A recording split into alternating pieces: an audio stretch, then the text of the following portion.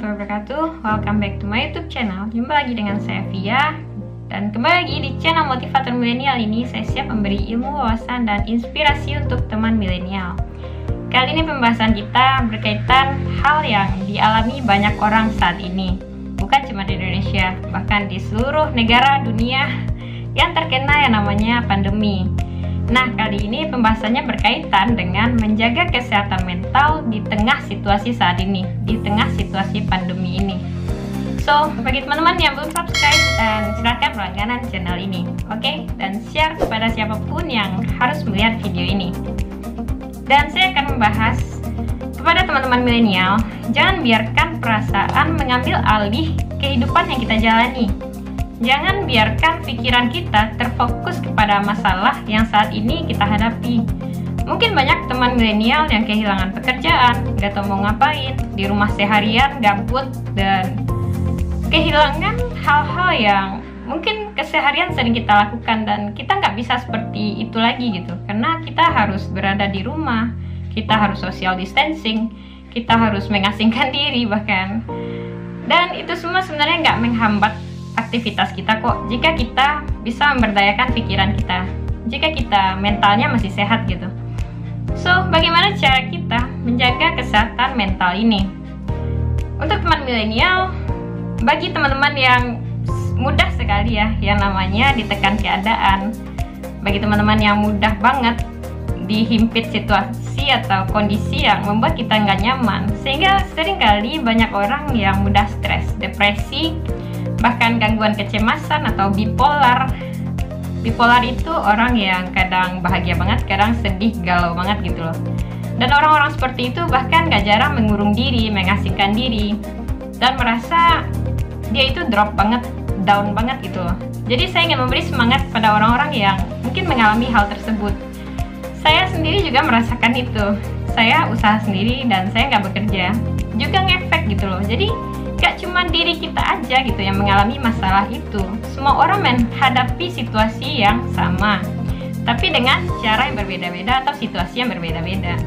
Mungkin banyak orang-orang yang lebih berat ujiannya dari yang kita rasakan saat ini. Mungkin orang yang mengandalkan pencarian dengan berdagang gak bisa berdagang, tokonya tutup, mereka rugi.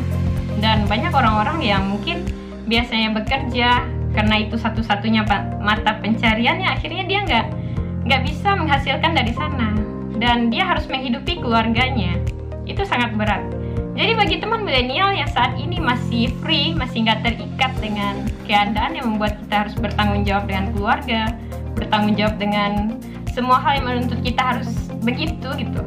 Kita harus bisa menenangkan diri kita sendiri minimal.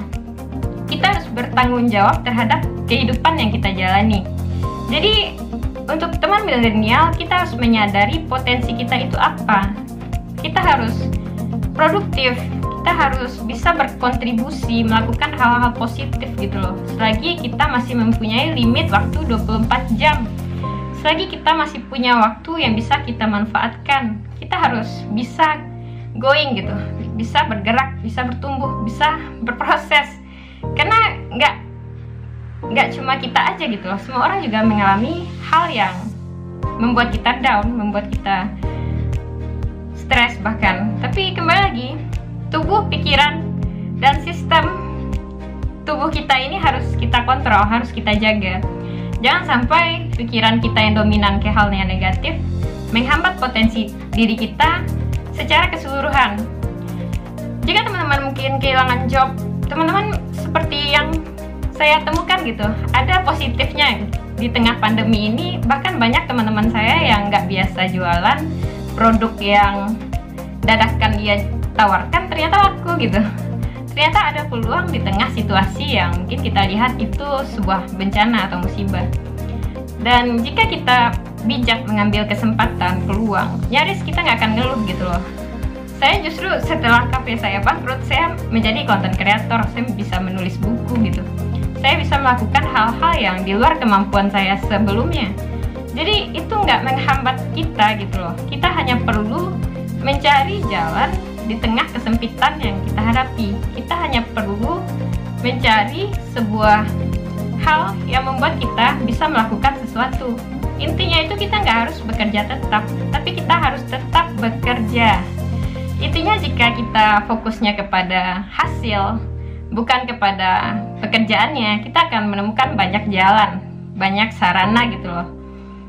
Toh zaman sekarang uang itu nggak bisa kita dapatkan jika kita hanya berdiam diri aja, kita hanya gabut seharian di kamar. Kita harus keluar, kita harus mencari suasana baru. Kita harus melakukan hal yang mungkin tidak biasa kita lakukan. Tentunya kita bisa belajar. Misalnya kita bisa menjadi blogger atau jadi dropshipper. Jika kita nggak punya produk, kita bisa jualin produk orang. Jika kita nggak bisa nge-YouTube, kita bisa belajar gitu loh, jadi content creator, why not? Toh banyak yang bilang mungkin ya, bukan basic saya, siapa bilang? Jika kita bisa belajar, mana tahu sesuatu yang mungkin nggak kita sukai bisa jadi jalan lain gitu untuk kita mencari rezeki. Saya juga orang yang ansosial banget dulunya. Saya nggak kenal Instagram, saya nggak kenal YouTube. Tapi karena saya melihat peluang di sana tempat kita berkarya, bukan tempat yang negatif ya. Ya intinya kita bisa melakukan apapun yang kita inginkan. So freedom, merasa bebas lah, dan tetap strong di tengah apapun yang kita lalui, meskipun itu berat. Dan setiap peristiwa itu tentunya ada plus minusnya. Jadi nggak semua peristiwa kita pandang negatif.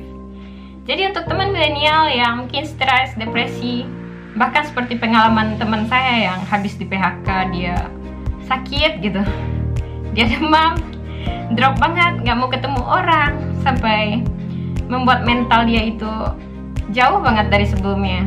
Itu akhirnya dia bisa semangat lagi gitu, bisa bangkit lagi.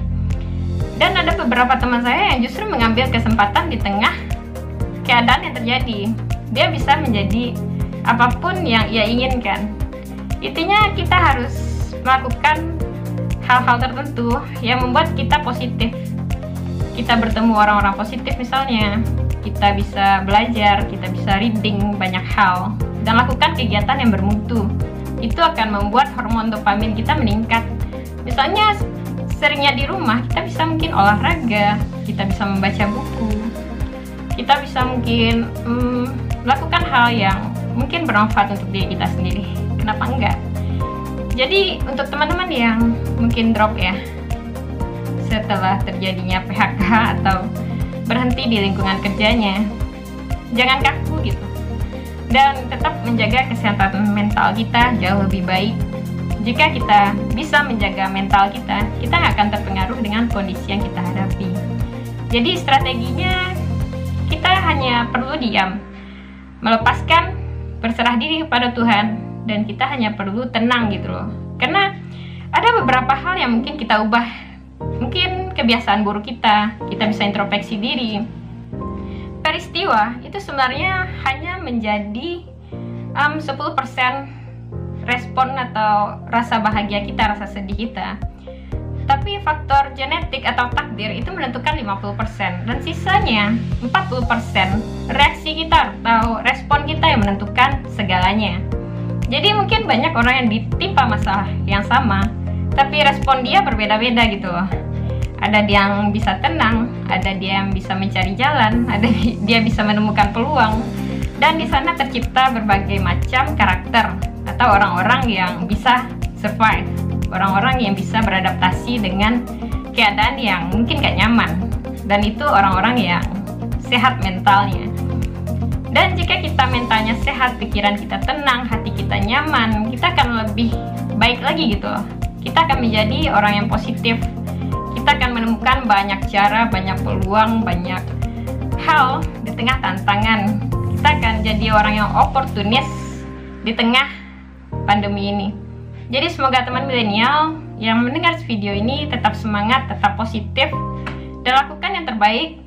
Semakin mendekatkan diri kepada Tuhan, Sang Pencipta, insya Allah hati kita lapang, kita tenang, dan kita akan merasakan bahagia itu dari dalam, bukan dari luar. Karena keseringan kita menggantungkan kebahagiaan kita dari apa yang ada di luar, sehingga kita lupa gitu loh, apa yang kita miliki. Itulah yang membuat orang banyak mengurung diri, banyak drop, dan banyak stres. Untuk itu, bagi teman-teman, jangan stres lagi gitu, jangan galau lagi. Toh yang harus kita ubah adalah diri kita sendiri, dan sudut pandang kita, dan respon kita terhadap sesuatu. Oke, mungkin itu saja di video kali ini yang ingin saya sampaikan kepada teman milenial. Semoga video ini bermanfaat. Assalamualaikum warahmatullahi wabarakatuh.